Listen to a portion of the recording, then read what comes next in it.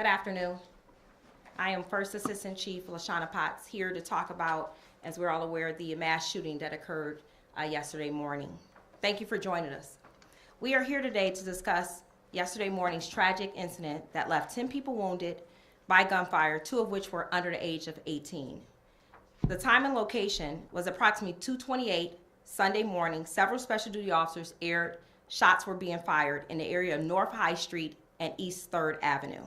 They then observed what they believed to be a suspect, male wearing all black, get into a white Honda Civic before the vehicle was driven away at a very high rate of speed. The officers pursued that vehicle and made several attempts to stop the driver. However, the driver of the vehicle was able to evade our officers.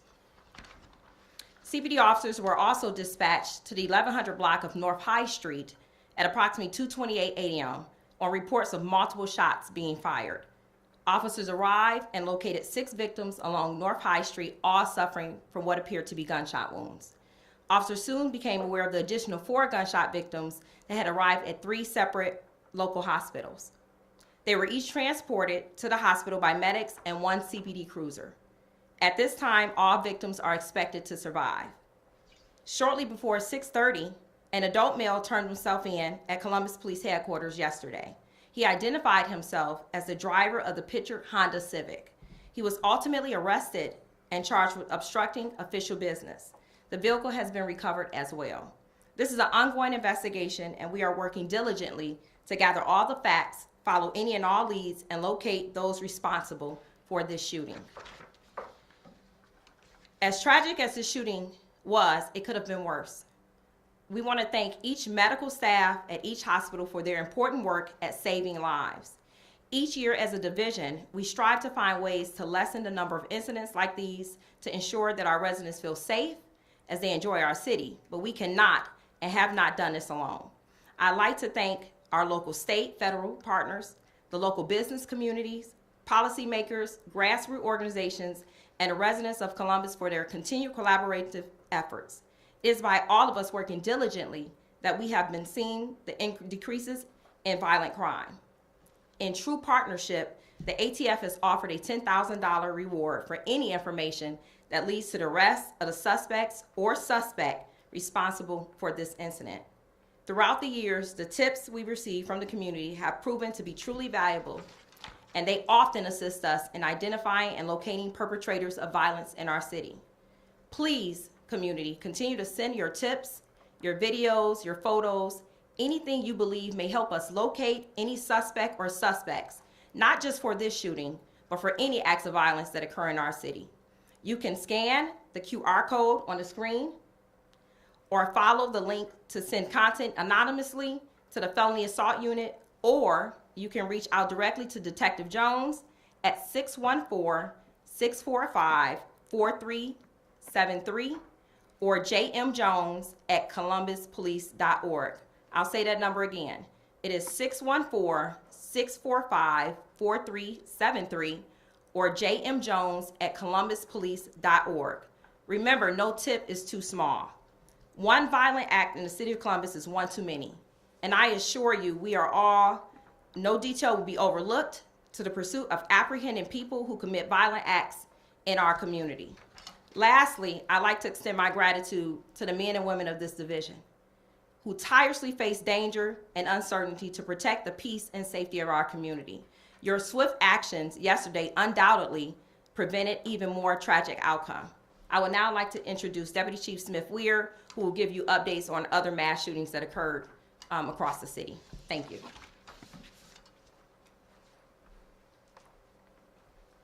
Thank you, Chief Potts. In addition to the incident that occurred on North High Street over the weekend, that is not the only mass shooting that we've had over the last 2 years. As has been documented, we've had 12 mass shootings over the past since 23 and 24. And obviously that's unacceptable for any community, specifically a community like Columbus that has prided itself on reducing gun violence and has seen a significant decrease this year. Unfortunately, the mass shootings have been an outlier in terms of our progress with gun violence. Just to give it some updates on some other shootings we've had. June 14th, 2024, 205 North 5th Street. The scene was a nightclub located on the street. There were 2 individuals that were murdered, in addition to 2 other individuals that were shot. We have charged 26-year-old Jaquez Hoover with 2 counts of murder out of that investigation. He has a warrant on file for those murders and is being sought right now. Any information leading to his arrest would be appreciated, and you can call the Crime Stoppers number, or you can call Homicide 614-645-4730. In addition, if you see that person, you can always call 911 and get officers there right away. June 1st, 2024, 500 block of North Ohio, 11:05 p.m. We were led to a shooting where we had 1 individual killed, a 39-year-old male, and 3 other people sustained non-fatal shooting injuries. We believe that this was a altercation that occurred over basically a makeshift after-hours club that was being utilized in the alley or the garage or the residence, and that some kind of altercation arose from that. We are seeking any information relating to that, and just like we've asked for with the Short North shooting, if you have any information, we'd like you to call Homicide and/or Crime Stoppers with that information. May 18th, 2024, 132 East 5th Avenue. This occurred at 2:45 a.m. outside of a local hookah lounge in Italian Village. This also was being utilized as an after-hours club. And we have several people, 3 other people sustained non-fatal shootings, and 3 people were killed out of this incident. We have charged 1 person with a weapons-related offense out of this, and are seeking to find and identify the additional suspects. We believe that there were several other shooters out of this investigation, and we are working to identify them. Any video from the incident, any tips, any information, we are asking for eyewitnesses to come forward. It is incumbent upon us as a community to show the suspects out of these incidents that the Columbus community will not stand for them, and that we will stand up and say, yes, I saw it. Yes, this is what happened. I'm not going to tolerate this. So, December 2nd, 2023, 400 block of North Ohio. This occurred outside of a single-family residence on North Ohio Avenue on the Near East Side. The victims reported a verbal altercation that escalated into gunshots. I believe that this one we have charged an individual, and he is awaiting charges on felony assault. 4 victims, 3 adults, 1 juvenile, all shot and survived. So charges were filed for illegal gambling at the location as well. October 18th, 2023, 207 Winter Avenue. This is the 200 block of Winter on the Near East Side. Fight between multiple people resulted in shots being fired. 4 people, including 2 juveniles, were all injured in the shooting. All the victims survived. We charged and arrested with a 36-year-old male with multiple counts of felony assault, and he is awaiting trial. May 29th, 2023, 4855 Pintail Creek Drive. This is on the Far East Side. Shooting occurred at a block party in a parking lot where vehicles were doing donuts. 7 people injured in the shooting, all survived. We have not been able to identify any suspects out of this shooting. We know that this was a block party that was advertised on social media. We do believe that there is video out there of the incident, and we are asking for any help with this, any video that was collected, anybody with any tips regarding the promoted party and or what led to the shooting. We are asking you to call the felony assault unit on that, 645, we'll just go 4624 on that. So 614-645-4624 for that one. May 6, 2023, 1400 block of St. Clair Avenue. Victim's boyfriend shot her and then other members of the family before taking his own life. And so the suspect out of that shooting unfortunately died by suicide out of that. May 6, 2023, 624 North High Street. This is where additional shooting in the Short North, I believe 10 people were shot. We did have an officer-involved shooting that occurred at the conclusion of this incident. The BCI conducted a concurrent investigation with this. That was forwarded to the Franklin County Prosecutor's Office. In addition, we are seeking information related to this the non-police part of the shooting. We are conducting a criminal investigation into the 10 people that were shot, and we are seeking any tips for our homicide unit as well. So anything that the public could bring forward on that, we are talking to lots of individuals still out of that case. Our major case unit is investigating that. March 18, 2023, 1570 South High Street. This was an after-hours club in Marion Village. A fight inside the bar escalated into gunshots inside the club. 2 people were killed, 4 other people were injured. And a suspect in this case was initially charged. Those charges were later dismissed. This was a shootout between several people inside the club. As is often the case with a lot of these shootings that are occurring at or in front of nightclubs, in after-hours clubs, we have multiple people armed with guns who are intoxicated, and then it becomes a situation of trying to identify who shot first, what started the argument, what started the fight, who escalated it first from a physical altercation into a gunfight. It is very hard for our detectives to solve these cases, and it is imperative that we get the community's help and support to try to ascertain and vet the facts of the case. So again, with that case, at this time, we do not have any current charges on anyone. January 29, 2023, 1680 Carl Court. This occurred at a gentleman's club in the Northland neighborhood. A adult male, 37 years old, died in the shooting. 3 other people were injured in the shooting.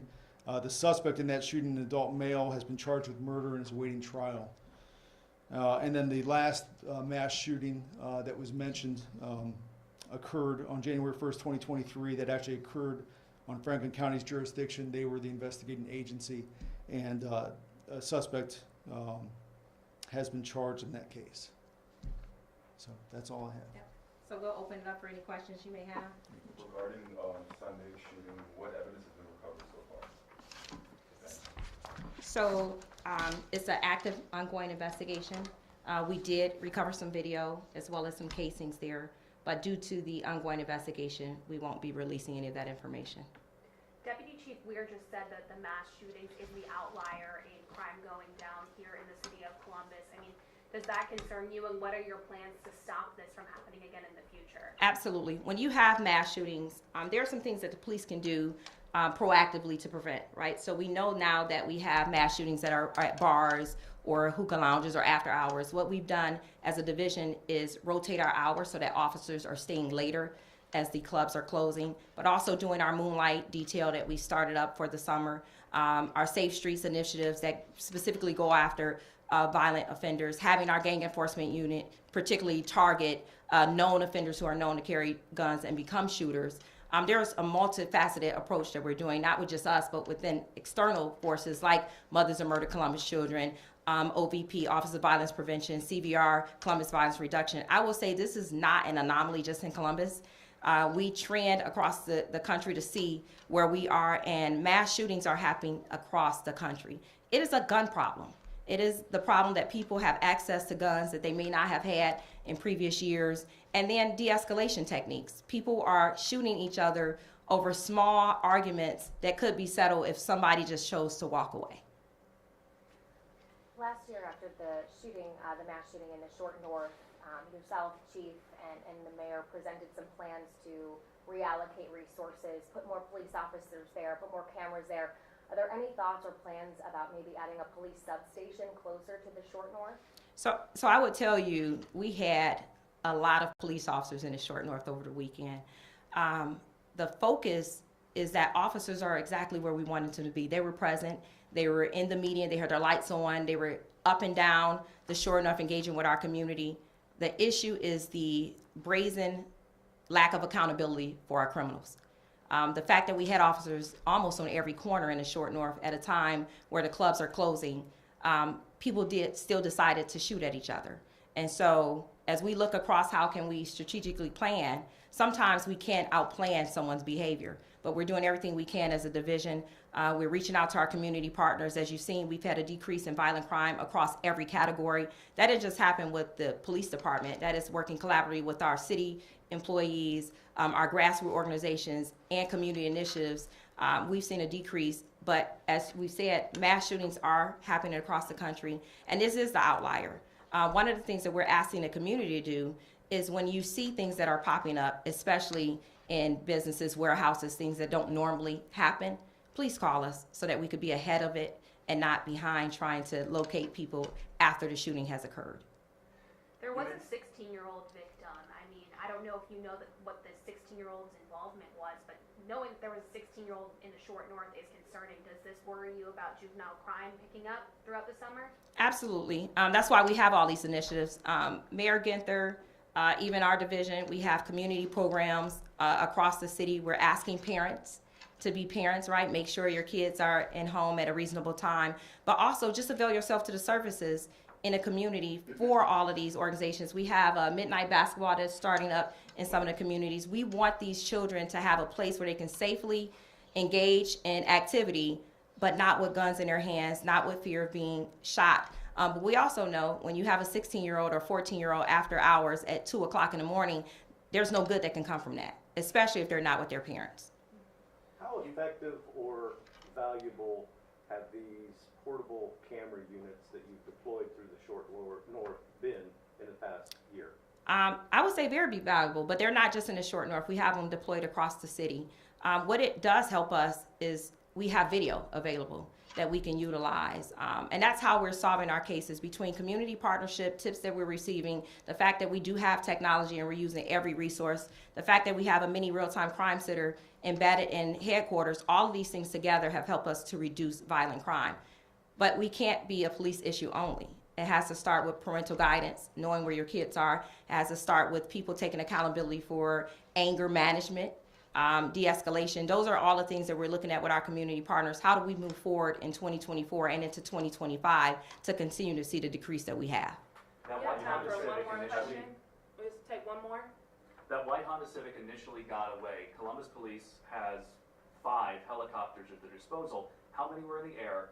And did you ever have eyes on them with those helicopters? So we and I don't know if Chief Sago, if you know if the helicopter was in the air at that time, but we had several other initiatives across the weekend we did utilize helicopters. But I would tell you the officers did exactly what they were supposed to do. Sometimes in real life situations, in real time moments, the officers have to make a decision.